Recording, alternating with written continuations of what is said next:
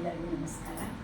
ಆ, ನಾವು ಪೂಜೆ ಮಾಡುವಾಗ ಉಪಯೋಗಿಸುವ ಮಂಗಳಾರತಿ ಬತ್ತಿ ಹಾಗೂ ಹೂಬತ್ತಿಗಳ ಮಾಡುವ ವಿಧಾನ ಹಾಗೂ ಅವುಗಳನ್ನು ಜೋಡಿಸಿ ಇಡುವ ವಿಧಾನವನ್ನು ತೋರಿಸ್ಕೊಡ್ತೇನೆ.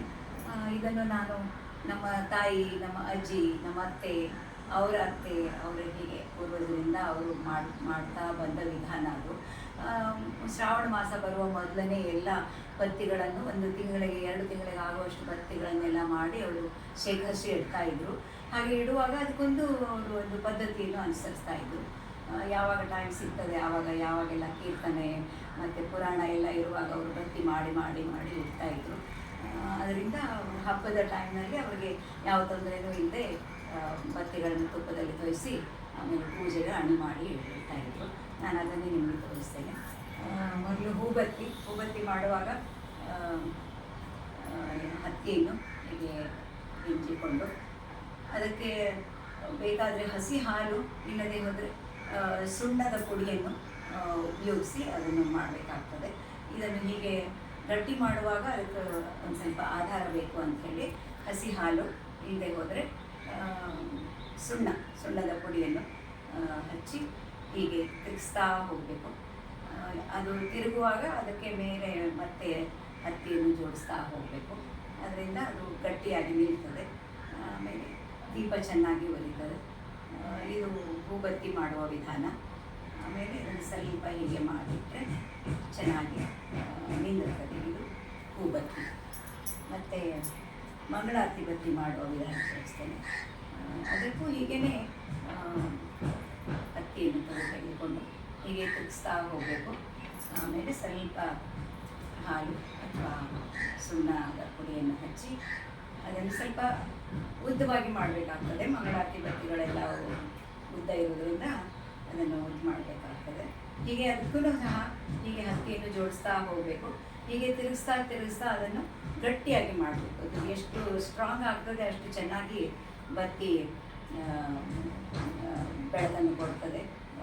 ಅದು ಬೆಳಗಲಿಕ್ಕೆ ಸಹಾಯ ಮಾಡ್ತದೆ. ಹೀಗೆ ಮೇಲಿಂದೆಲ್ಲ ಇದನ್ನು ಹೀಗೆ ಮಡಚಿ ಇದು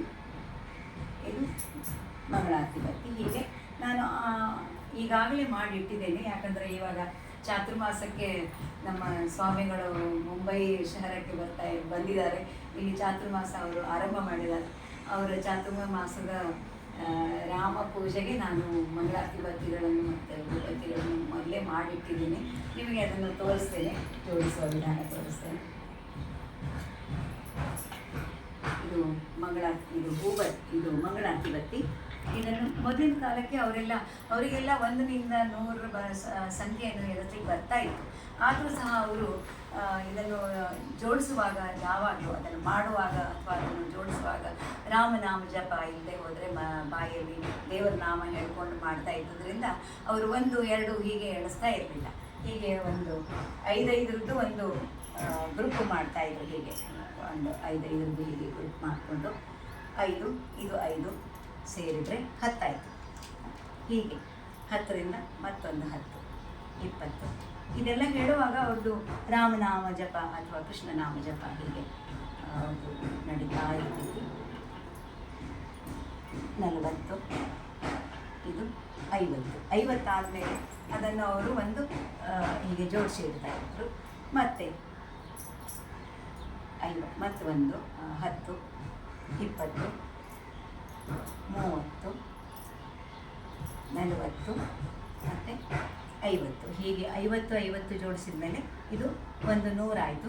ಆಮೇಲೆ ಯಾವಾಗಲೂ ಅದನ್ನು ಮಾಡುವಾಗ 108 ಜಪ, 108 ಬತ್ತಿ ಹೀಗೆ ಎಲ್ಲ ಆದ್ದರಿಂದ ಮತ್ತೆ ಮೇಲೆ ಅದಕ್ಕೆ 108 ಅಂದರೆ ಮತ್ತೆ 8 ಅದಕ್ಕೆ ಸೇರಿಸಿ ಅದನ್ನು ಒಂದು ಕಟ್ ಮಾಡ್ತಾಯಿದ್ರು. ಇದನ್ನು ಹೀಗೆ ಮಾಡಿ ನೂತಿದ್ದ ಎಡೆ ಇರ್ತದಲ್ಲ ಅದರಿಂದನೇ ಇದನ್ನು ಸುತ್ತಿ ಕಟ್ ಮಾಡಿ ಇಡ್ತಾಯಿದ್ರು. ಹಾಗೆ ಹೂಬತ್ತಿನೂ ಸಹ ಮೊದಲು 5, 1, 2, 3, 4, 5 ಜೋಡಿಸ್ಕೊಂಡು ಮತ್ತೆ 5, 10 ಆಯಿತು. ಹೀಗೆ 10, 20, 30, 40, 50, 60,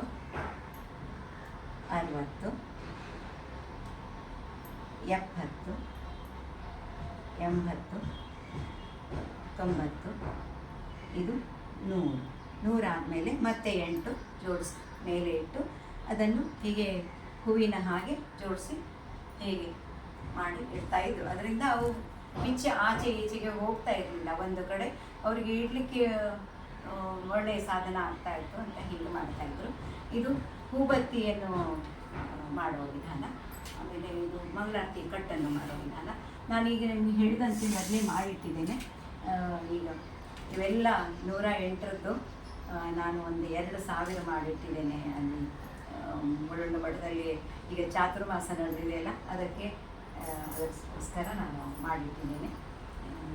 ನೋಡ್ಬೋದು, ಇದು ಹೂಬತ್ತಿ.